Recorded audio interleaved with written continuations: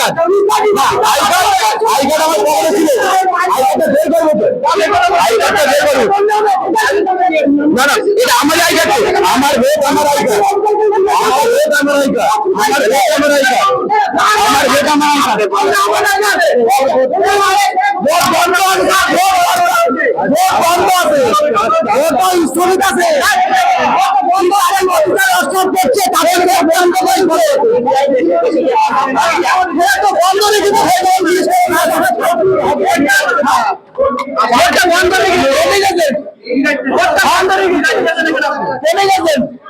বন্ধ রেখে মুস্তাক আহমেদ মন্ডল